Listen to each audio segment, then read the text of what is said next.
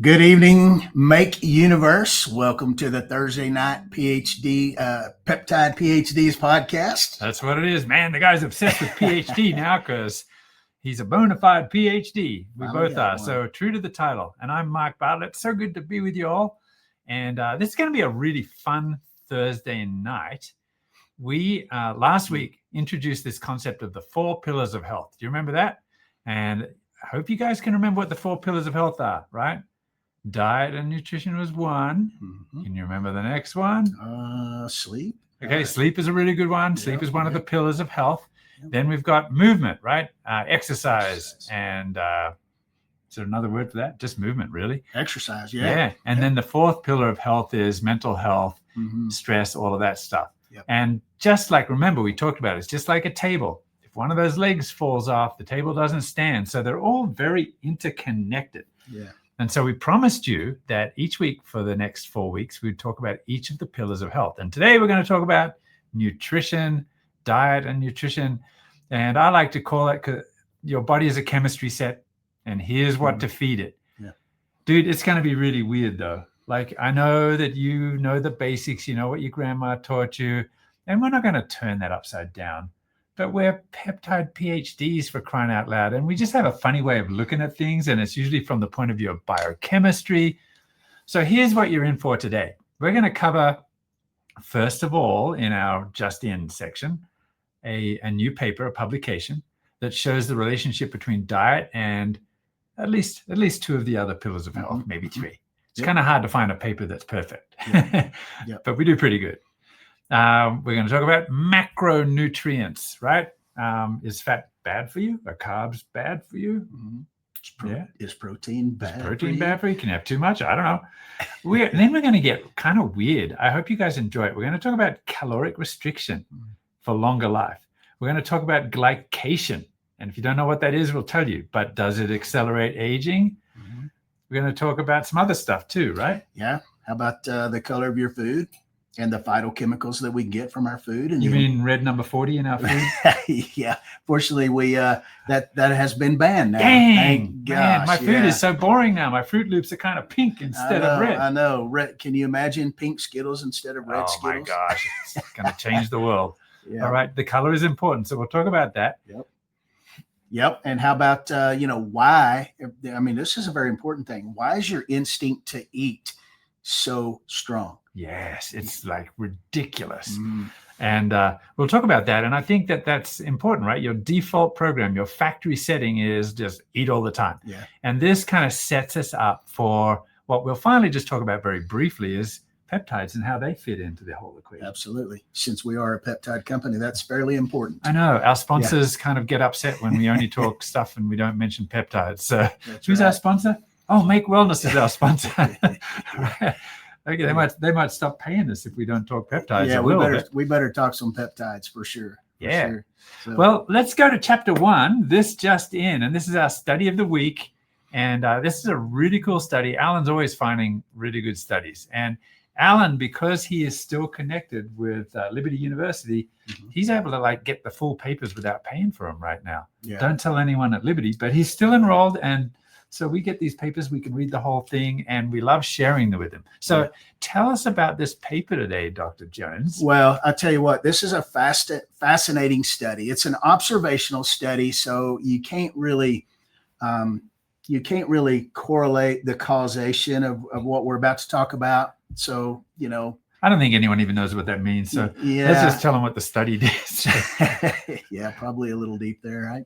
But anyway, the study is titled "The Association of Dietary Approaches to Stop Hypertension," which is called the DASH diet, and the Mediterranean diet with mental health, sleep quality, and chronotype in women with overweight and obesity. And a title like that really kind of just says it all. It says that's why nobody wants to become a scientist. Right. And even if you do want to become a scientist, can we just read the cliff notes? So let me translate that for you, right? Yeah. It's really a study that compared two different, what they considered to be healthy diets. And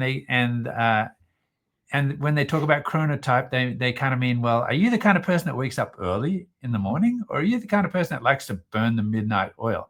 So they got a bunch of, well, I don't want to get ahead of myself, but let me just say, the title suggests that they got a whole bunch of women that were overweight or obese, and maybe even a little depressed, and they sort of measured their baseline, and then they put them on these two ostensibly healthy diets to look at how it impacted the rest of their life. Right. Does that cover it? Right.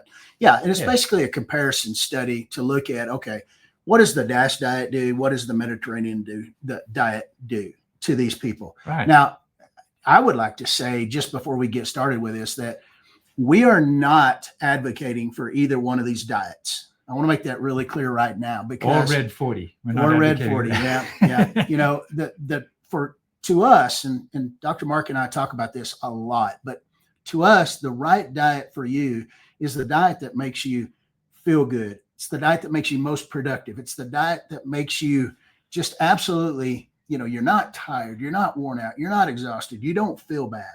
It's the best diet for you. And that's going to be different. We have two totally different diets. It's going to be different. And one caveat there, I really don't think that the French fry hamburger every night diet is going to make you feel good. I'm just going to say, I would kind of doubt that, right? No. And if that really happened, well, that wasn't what we meant to say. Speaking of the hamburger diet every night, what was the name?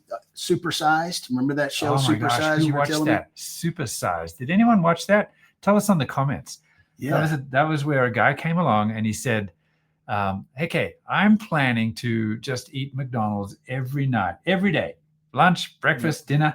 And he went to a cardiologist, his doctor, and he said, "Do you think it'll be okay if I do that?" And the cardiologist said, "Yeah, no problem. Like calories are calories. Yeah, it's all right. It's a hamburger. It's got meat. It's got carbohydrate. It's got some vegetables on there if you ask for the pickle.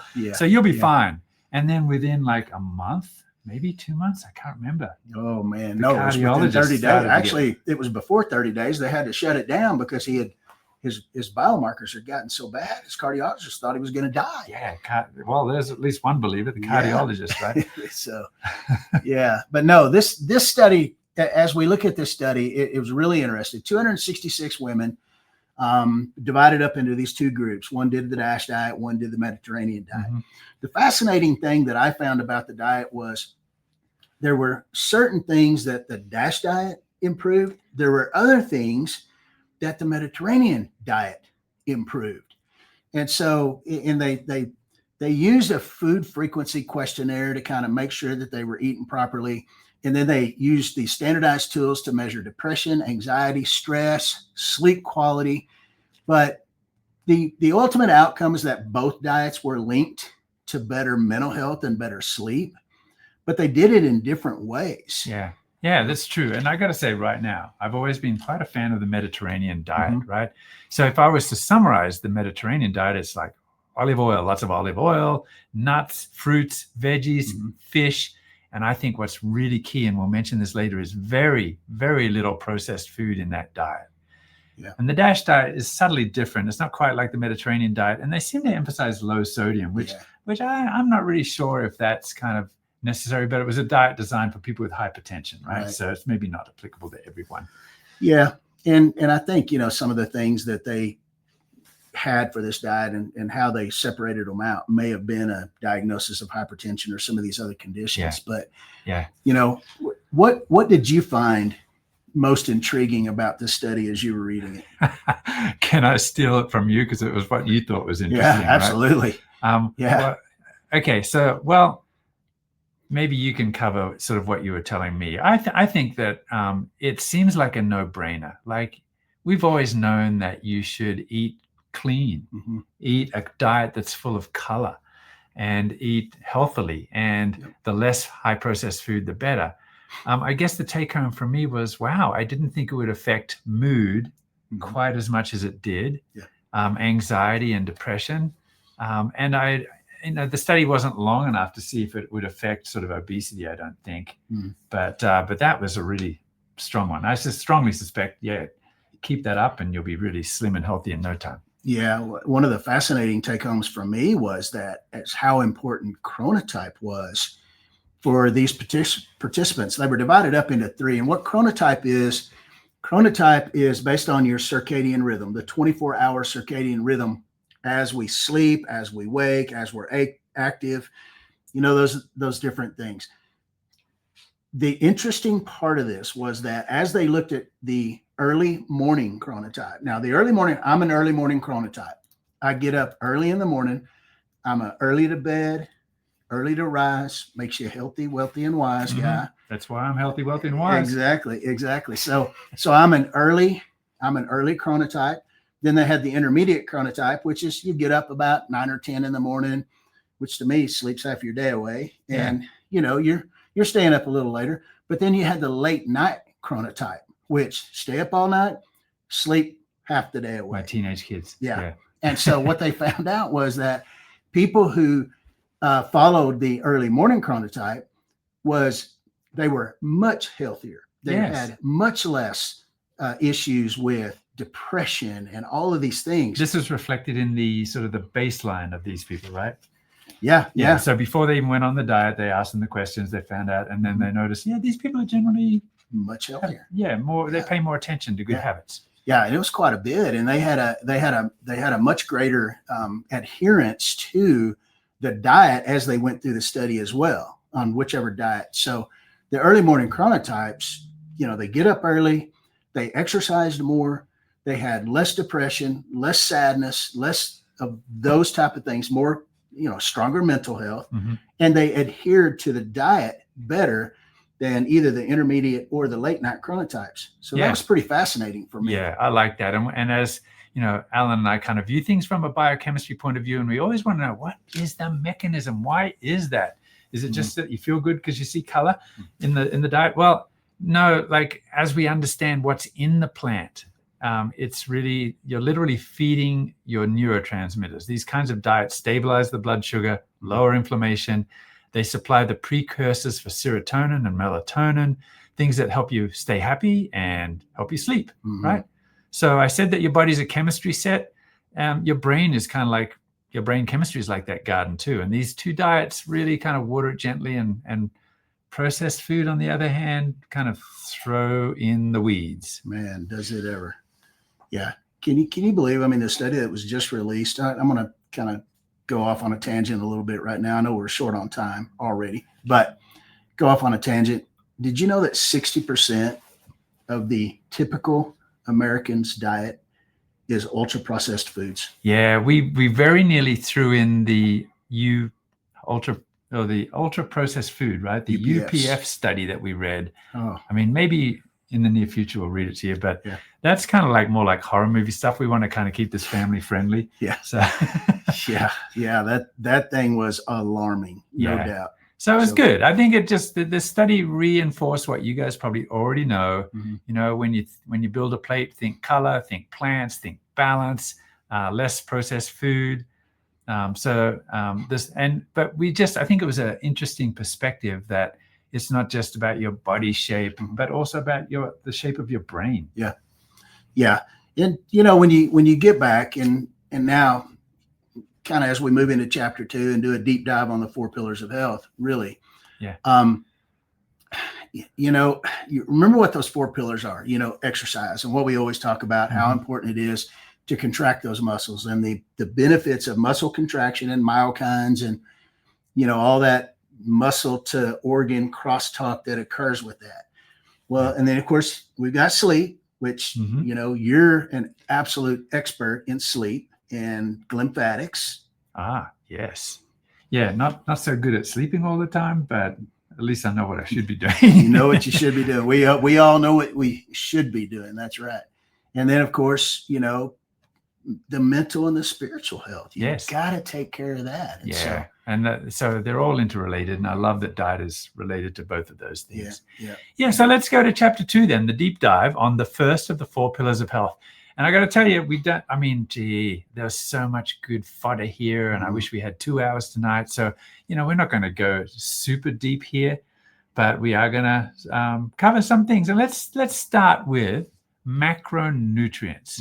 So what are macronutrients? So macronutrients are essentially our fats, our proteins, carbohydrates, and then alcohol is also considered a quote macro something. Yeah, that's good. I don't want to call it a nutrient because, and that's what when they say you're measuring your macros. I like to think macros are big. They're the things that you can see. Micros like vitamins and minerals, you can't really see those. Maybe you can see color in your food, but so these are the carbohydrate, fat, protein.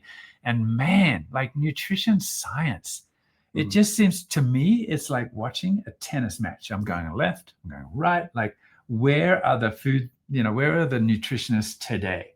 Because I remember in the 90s, they said, hey, you know why America's overweight? It's because of fat. Cut out all the fat from your diet and you'll be better off. And you know what? Okay, what then is left? The only 2 macronutrients that are left are carbohydrate and fat. So they started to, instead of using vegetable oil, maybe they used sort of things that were thickened with starches and things, which are carbohydrate based. Question to you guys in the audience, did that make Americans healthier or not? I think it was a failed experiment. So then we started to vilify carbohydrates. Now the carbohydrates are bad. And then people start to think, well, what's left? There's only protein. And then some doctors are like, oh, if you have too much protein, it'll ruin your kidneys. Well, let's get to the bottom of that a little bit. Yeah, there's so many myths when it comes to diet.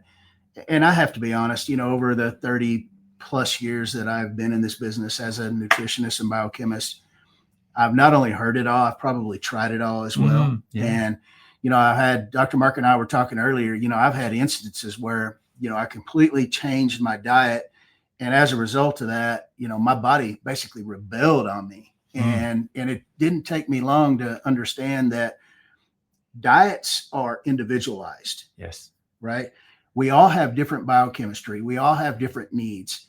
And we all have different ways that food makes you feel. If I was to ask you, what makes you feel the best? How do you determine when you eat something? How do you determine how you feel?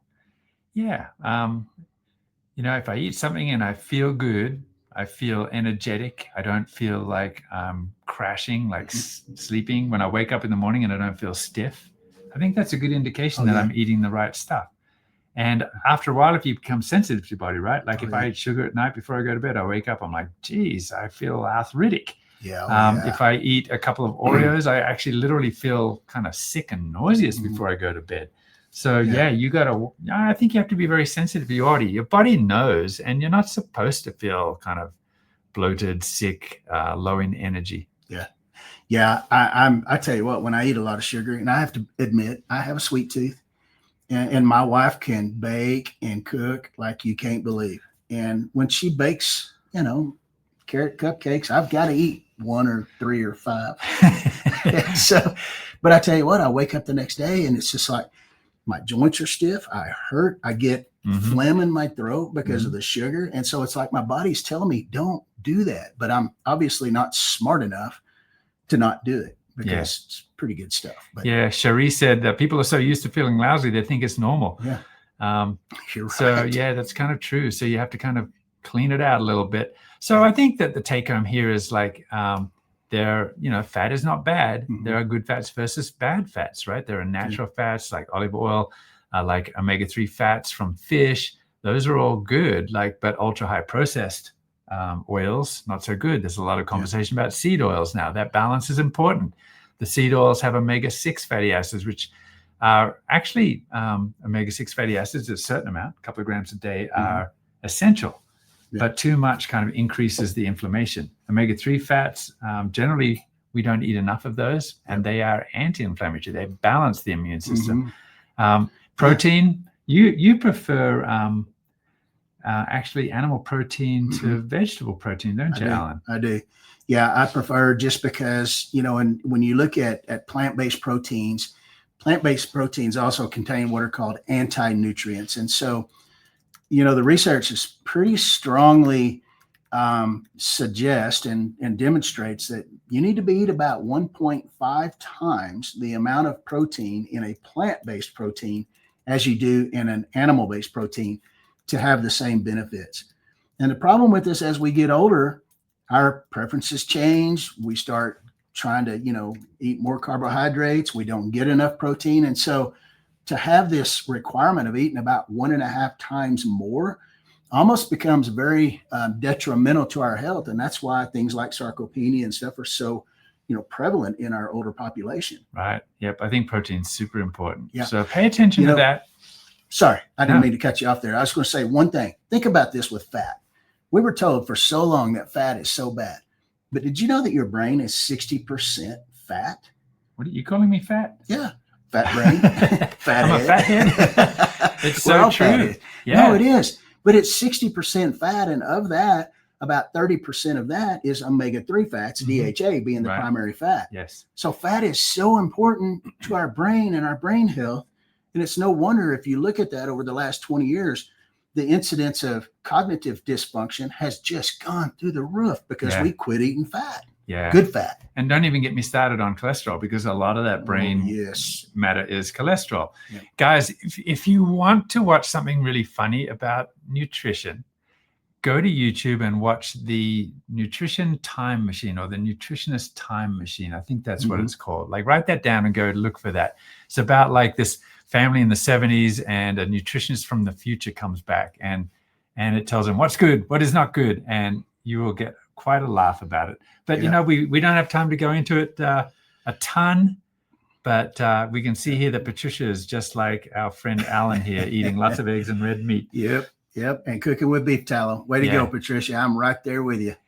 Let's veer off into weird territory a little bit. Yeah. Because for years I actually worked with a famous researcher called Richard Weindrich and his colleague called Thomas Prohler, and they were into this weird science called caloric restriction and longevity. Now, let me tell you a story. And what I'm really the impact of this is that what you eat and how much you eat can affect your health span. I'm going to call it health span. It can affect how long you live, but also how healthy you are all the days of your life. So in the 1930s, about 1935, this the scientist called Clive McKay, at that time, they were very obsessed with like, how much macronutrients do you really need, and how little can you eat and still survive? And so he had experiments with rats where he made sure that they had adequate micronutrients. So all the vitamins and minerals were there, but reduced their calories about 30%. And surprisingly found that these rats lived about 30% longer. They were healthy. What the devil is going on? And this spurred a whole bunch of research into like right up till today. Like, it seems to work with yeast, with flies, with mice, and Weindrich was working with monkeys. It's so interesting. Like, we're not talking about starving, but we're talking about making sure that all the micronutrients are there, but cutting back the calories somewhat. I'm not sure that we know yet exactly. There are a lot of theories, but we do know that in these individuals or animals or monkeys, whatever, they have less oxidative stress.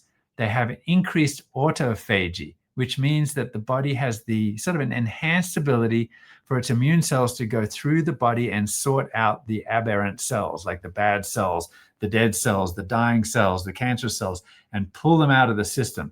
So it increases metabolic efficiency. It's kind of like precision fueling rather than starvation. I thought that was very interesting and maybe has some applicability.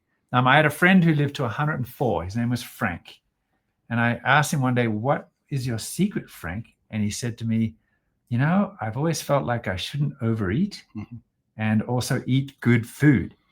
And it's so interesting that the Japanese have this concept, which I think they call hachimaru, which means eat until 80% full, right? And so there's a lesson to be learned there. Don't overeat.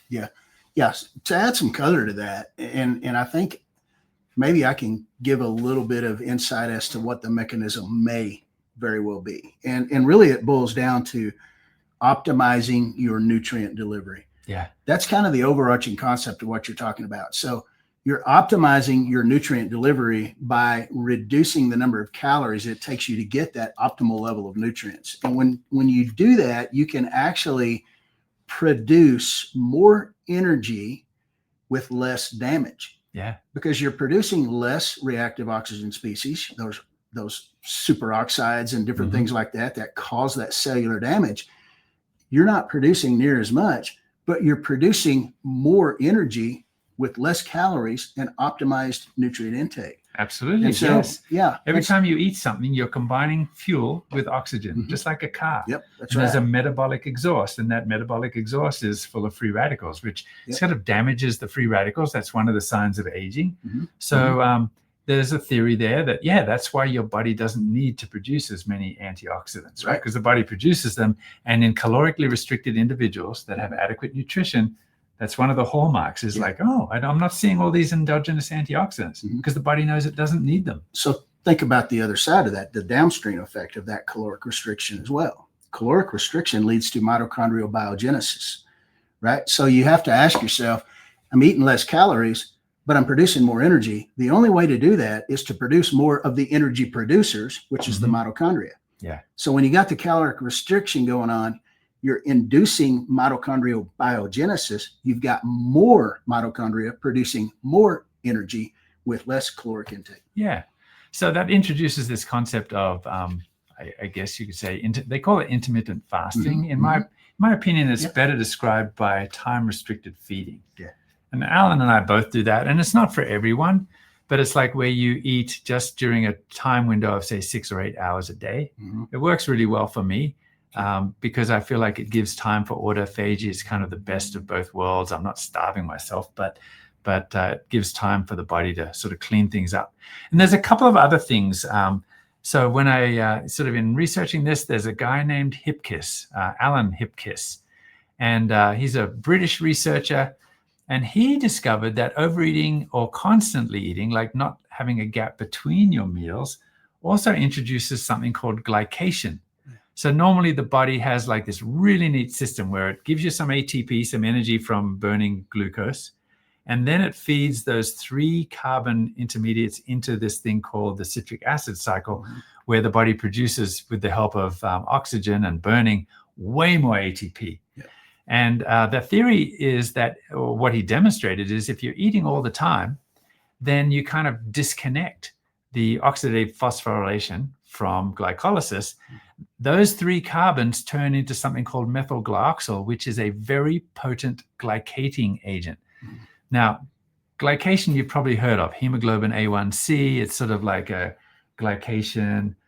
What that basically means is that sugar sticks to the protein. And when the sugar sticks to the protein, it gives it kind of sticky ends. And when that happens, that sticky end binds to another protein. That's called protein cross-linking. And once that happens, it's irreversible. So you see evidence of protein cross-linking in your face, in your skin, where the wrinkles are. That's cross-linking of collagen, and it's more or less permanent. But it goes on throughout your whole body, the vasculature, the microvasculature. So someone with uncontrolled diabetes, what's really going on is that they have sort of uncontrollable glycation going on. It leads to cataracts, heart disease, microcirculation problems, which leads to amputations.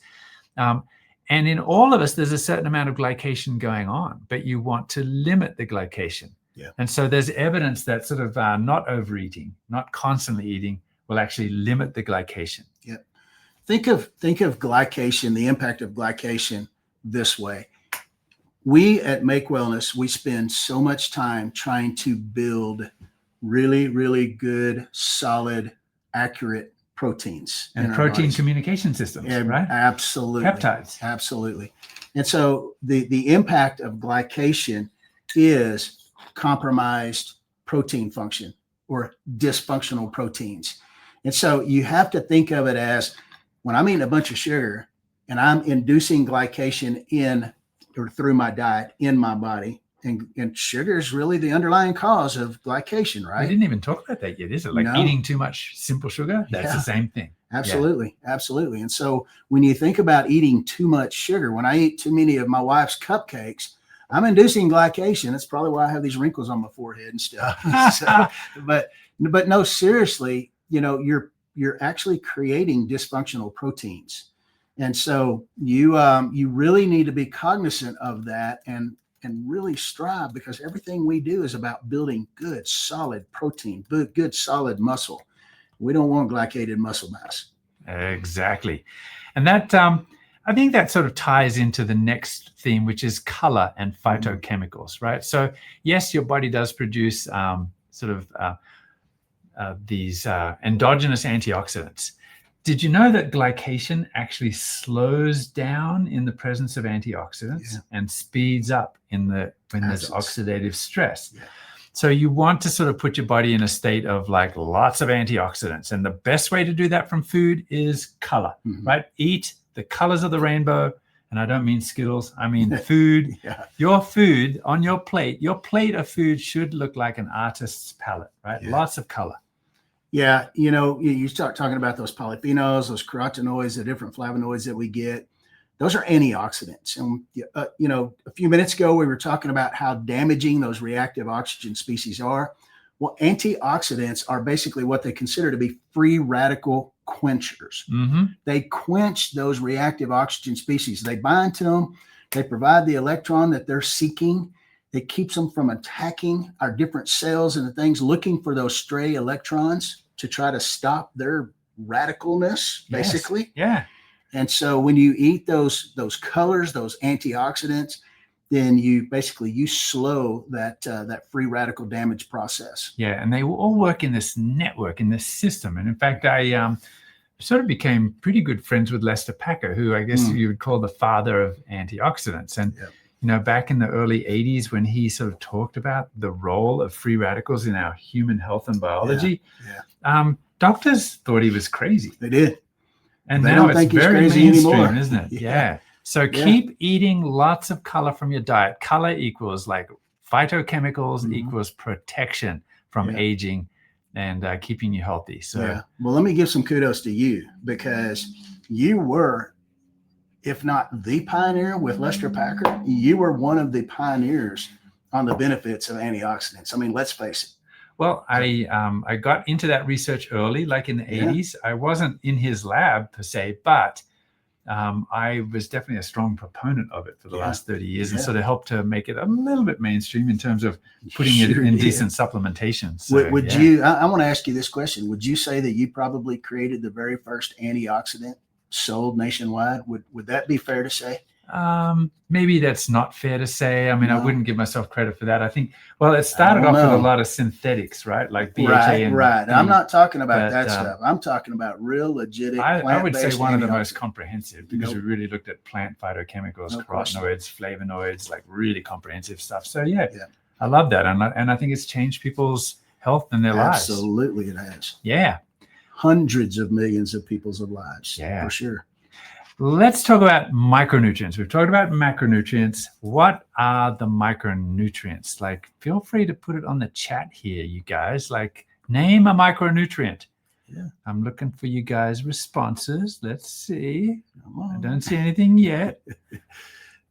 All right. Maybe we need to preempt you guys. You're too slow at typing. Too slow at typing. Mark says ionic electrolytes. No, he said that before I asked the question. So, all right. Well, micronutrients are the vitamins and minerals, aren't they? They are. And, I have done a ton of talks in front of doctors, and I asked this question: what are the micronutrients for?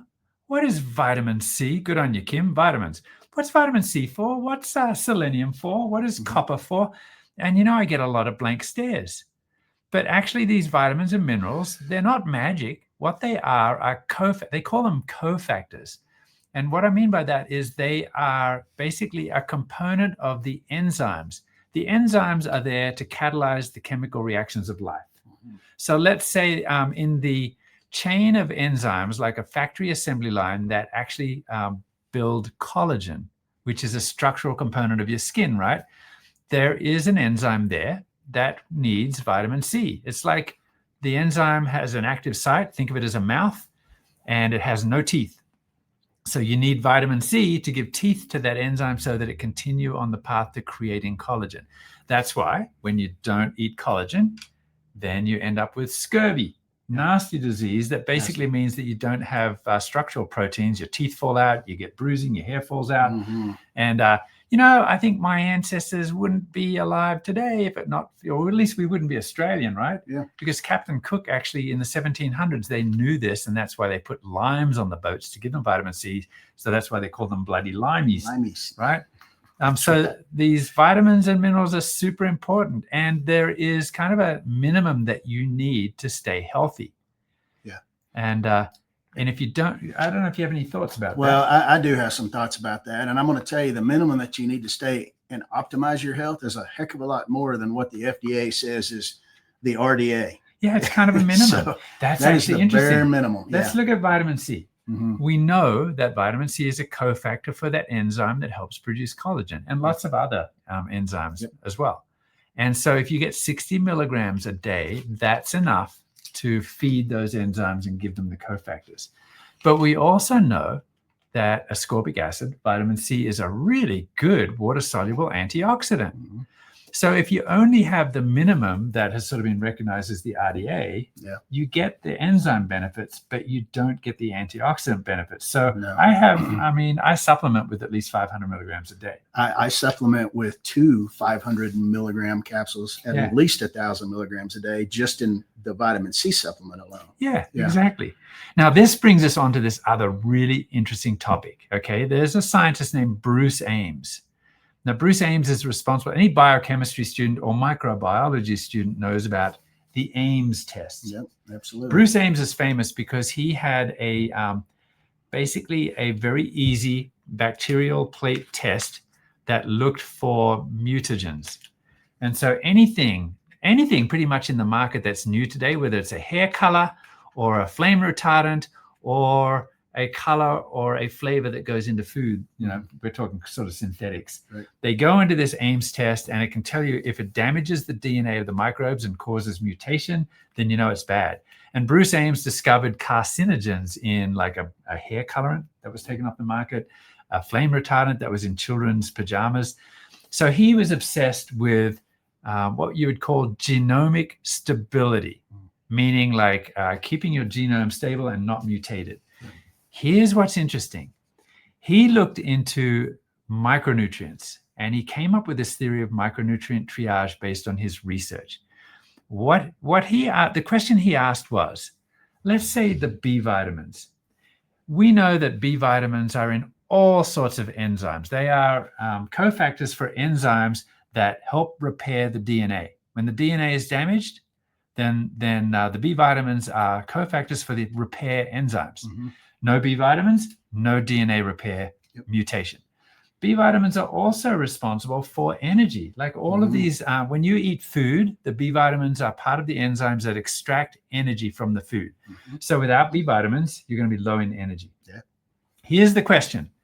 If you don't get all of the B vitamins that you need, is your body smart enough to send it to the systems of the body that need it to keep you alive today? Or not? Or does it just sort of spread them through the body systems?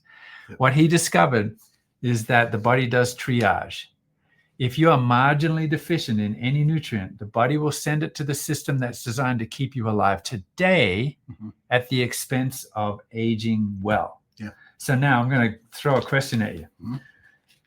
If I'm marginally deficient in B vitamins, where's the body going to send the B vitamins? Energy. Why? You got to have energy just to function, right? That is your most, you remember the other day when we were talking about the most urgent threat?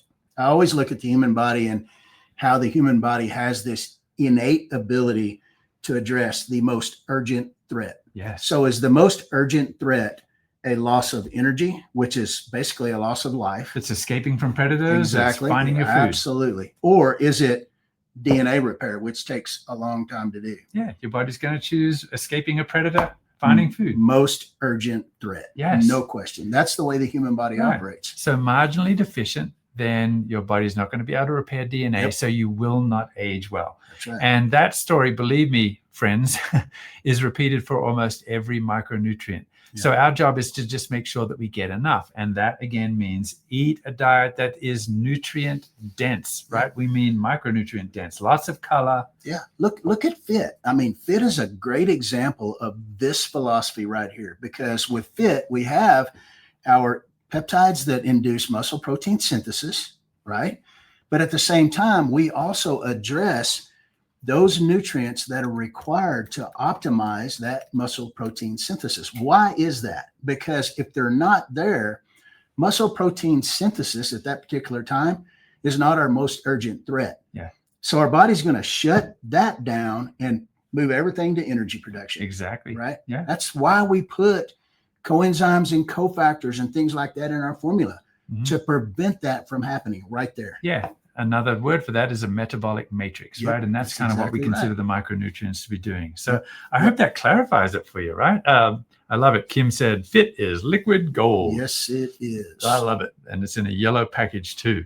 So let's talk then about okay, we've talked about eating and overeating.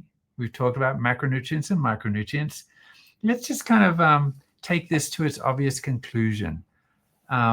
People are overeating. And I want to talk a little bit about the evolution of hunger. Why is it? We've talked about this before, if you've been on the podcast, like why have we evolved to be so dang hungry all the time? Why are our brains obsessed with food-seeking behavior? Yeah, well, the problem is back in the day when our brains were basically developed, we didn't have access to constant food like we do today. And so we had to go looking for our food. We had to go hunt for our food. We had to either go kill it or pick it or find it or do something. But now all you got to do is drive into a McDonald's or drive into a Burger King or eat some kind of crap like that. And, we're constantly hungry because we're eating, food that is not nutrient dense. It's ultra processed. It's, not very healthy. But at the same time, it's always there. Yeah. Well, I would say maybe I would put it a little bit differently. Like I don't care whether it's processed food or not processed food, we're always hungry. And that's our program, right? That's our program out of the box. That's kind of our set state. And it's because it's always been so hard to find food. We are designed with scarcity in mind. So our bodies are the same, but our environment has changed and now we are surrounded by food. And I think you're right. It's even worse that food now is designed, this ultra-processed food is designed to be even more addictive than normal food. So it exacerbates the problem even worse. And this is where I believe that the peptides are helping us to bridge that gap of evolution with modern lifestyle. The peptides are helping us to sort of maybe take that edge off the hunger so that in this world that we live in where we're surrounded by food and inactivity, that we can sort of do a little bit better. Now, I sent you a little meme yesterday. Describe that for us, because I thought it was pretty cool. No, that meme was a perfect representation of the vast majority of the society of America today. And what the meme was, it had two lines. It had a line for Ozempic. A huge line of huge people. Massive line, people everywhere, all in the Ozempic. And then it had another line for basically diet and exercise, it said like lifestyle. Beans, chicken, rice. I can't remember what else. Lifting weights, resistance training, all that. And there was nobody in that Nobody line. at that line. I think there's one guy, maybe. One guy in that line. Maybe. Maybe that's because his wife made him go there. Oh, my gosh. But anyway, no, it's such a perfect representation. But the point that it was making was that diet and exercise are complicated. Ozempic is not. You just go get a shot. But what they don't talk about is the complications, those second order and third order consequences of immediate gratification. In fact, I think that's what people would tell you is that that staying fit, staying lean is complicated. And you know what I'd say? No, it's not. It's hard. Choose your hard, though. It's hard, but it's not complicated. Well, it's not real hard at all compared to cancer, chronic illness, disease. It's you choose your hard. Really, it's what it boils down to for me. Do I want to go to the gym? Do I want to be able to control my hard, or do I want my hard to control me? Because when you get cancer, you're under somebody else's control at that point. But if I go to the gym and work out and exercise and I eat, take care of myself, get a good night's sleep, that's under my control. Eat well, you're going to have a little bit more energy. You're going to Yep. be more inclined to move. Yep. Move, and you're going to sort of use energy and increase adenosine, which is going to make you a little bit tired and make you sleep better. And the cycle, the virtuous cycle, will continue. But I really feel that that food is, again, one of those 4 legs of the table that are just indispensable. So important. So all those things, as you do that, what you just mentioned right there, what does that do for our mental and spiritual well-being? Yeah, we'll talk about that in a couple of weeks. Mm-hmm. But there's one caveat here, guys. Like I learned from a really smart guy, like always tell the truth and under promise and over deliver. Mm-hmm. And I got to say, I need to tell you that, yes, synthetic peptides are potent. They are changing kind of the face of the nation, the world. And natural peptides are nowhere near as potent, but they do help us to turbocharge our good behavior. Yeah. They don't replace it like drugs do, but they do help to sort of optimize those results. So eating well and peptides will, natural peptides will really help. Yeah. It's all about body optimization. Yeah. Did we miss anything? I don't think so. I think that was a pretty good discussion. All right.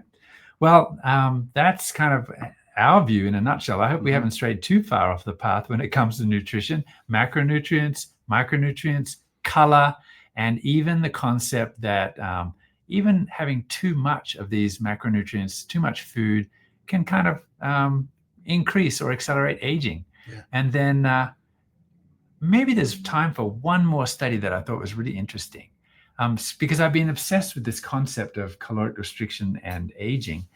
One more study, Helen Vlasara. She's a scientist that was looking at, we talked about glycation in your body, but did you know that your food can be glycated as well? If you know that, I'd love to see your comments. But toast is actually, it's a carbohydrate, right? Bread is a carbohydrate. You toast it, you get that browning. That's actually sort of a glycation. Yeah. Think of putting a glaze on a ham and putting it in the oven. You get that beautiful crispy skin that's so delicious. Yeah. Or a turkey, same thing. Like those browned foods are actually glycation. They're sugar combined to protein. Interestingly enough, if you eat those, it does cause an increase in inflammation, which leads to increased glycation in your body. So Helen Vlasara said, this stuff that Weindrich is doing is interesting with his mice, but I've got a different theory. What if I have a group of mice that are fed uncooked mouse chow and a group of mice that are fed cooked mouse chow? You know what she found? The mice that ate the cooked chow died younger than the mice who ate the uncooked. So now it's getting really tough, but it does kind of point to the fact that maybe some of the food processing, that's what it does. And in fact, like chips, like just the crisps that you eat. Americans call them chips, right? Yeah. Those are sort of baked. It's potato that's baked in very high temperature oil, and they're full of all sorts of things, including a neurotoxin, which escapes my brain right now. But so yeah, maybe that's just something to keep an eye on. You know what that tells me? That as I'm eating my rare to medium rare steak, I'm doing the right thing. Medium rare is better than overdone. Yep. Yeah. I want it more towards the rare side than the medium side. Yeah. Well, that's one of the pillars. We really enjoyed talking about that. Let's go to chapter 3, a brief question from the Petri dish. And here's one. Alan and I both got this. Someone pinged us both. I heard this week on social media that natural peptides aren't real peptides. So kind of the implied question to us, wasn't it, Alan? So what the hell are you guys selling us? So what are your thoughts about that? Are natural peptides not real peptides? Yeah, you better give Tell your us thoughts. what you really feel. You better give your thoughts first, and you better let me go second. Well, I often tell you guys, like, most peptides are absolutely natural, right? Like colostrum is full of peptides, like the plant kingdom is full of peptides. And I don't just mean like little fractions of proteins, because that's what they are really, but bioactive peptides, meaning peptides that have the right sequence to really target a receptor in a precision way. So nature is full of them. I guess what this person might be saying is, well, yeah, but those natural peptides, sure, they're real, but maybe what she's trying to say is, but if you eat them, they don't actually work. Yeah. And we've spent a lot of time talking to you guys about that, about how, yes, it's all about that primary sequence. And yes, a lot of peptides do survive the GI. We talked a couple of weeks ago about mass action. Yeah. About how even a couple of grams of a peptide, as is in FIT, deliver about 10 to the 20 molecules. And most of them will actually reach the receptor. Yeah. Dr. Mark is so elegant in the way that he describes. I'm not really that way. You're not subtle. You're about as subtle as a bag of bricks, aren't you? I'm about subtle as a bag of bricks. And here's my thought on this. I am totally embarrassed for people that want to say something like natural peptides are not real peptides. That may be the stupidest thing I have ever heard. So there you go. That's the way I feel about it. I literally do get embarrassed when I hear people talk about these natural peptides aren't real peptides. Yet they'll sit there and talk about, these synthetic peptides are the only real peptides. And that is the biggest bunch of BS I have probably ever heard, because natural peptides have been around since the invention of the earth, number one. Number two, virtually every single one of these synthetic peptides are derivatives of natural peptides. So how did they survive in the first place? If they're all digested up and gone, how did they find out what they are, right? I mean, it's the stupidest thing I've ever heard. And so anyway, I love it when somebody, wants to confront us with that, because man, I am just, that's my deal right there. Yeah. And I know, look, guys, when a doctor or a chiropractor or someone really smart says that to you, it kind of makes you want to clam up sometimes, and you don't know how to answer. Like, this guy must know so much, and I'm just a normal person. So keep watching the podcast.